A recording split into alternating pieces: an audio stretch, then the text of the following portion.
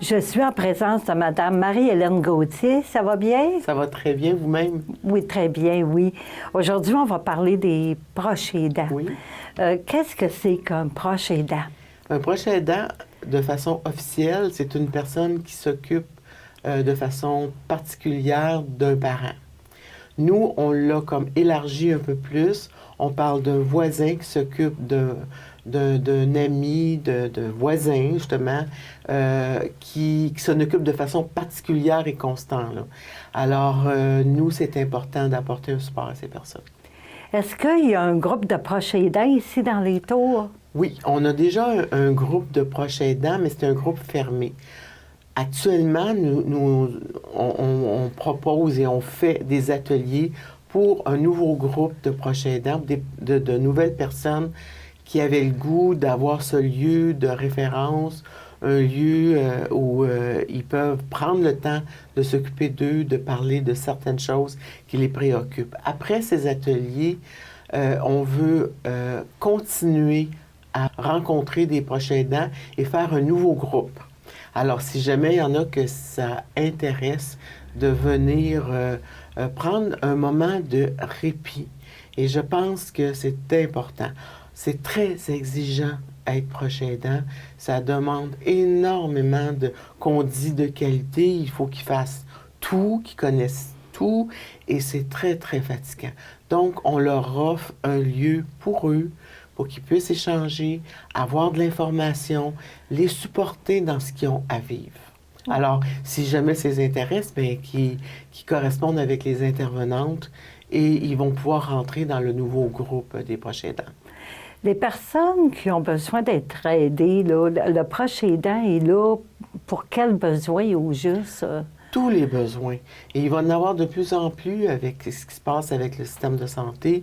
On exige, par exemple, je vous donne un exemple, ça peut être autant le soin du corps que c'est d'avoir une présence constante pour la nourriture, pour la prise de médicaments, pour rejoindre toutes les personnes que l'aidé a besoin pour pouvoir le sécuriser. C'est d'avoir une oreille attentive, d'être prête à comprendre, à entendre. Comme je vous dis, là, ça n'a pas de fin ce qu'on exige, ce qu'on demande à un proche aidant.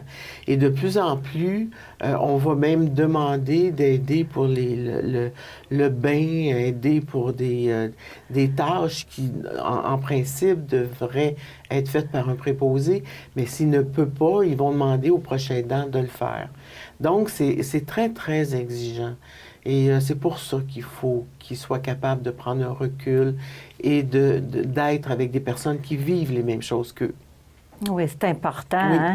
Hein? Parce qu'il y en a, je sais qu'il y en a qui sont obligés de changer des pansements, des Oui, choses comme ça. Effectivement. Et des choses, ce ne sont pas des infirmiers, des infirmières.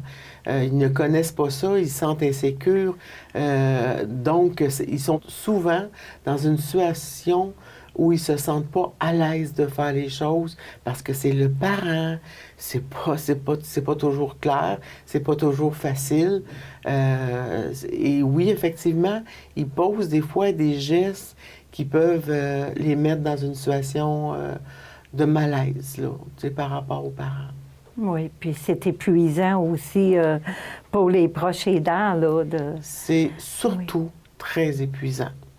Ça, j'en conçois. Et souvent, qu'est-ce qu'on apprend? On apprend que l'aider, on est rendu avec deux personnes qui ont besoin d'aide parce que le proche aidant s'est épuisé. Psychologiquement, il ne peut plus, donc il faut apporter un support psychosocial et même un support au niveau de la santé pour le proche aidant.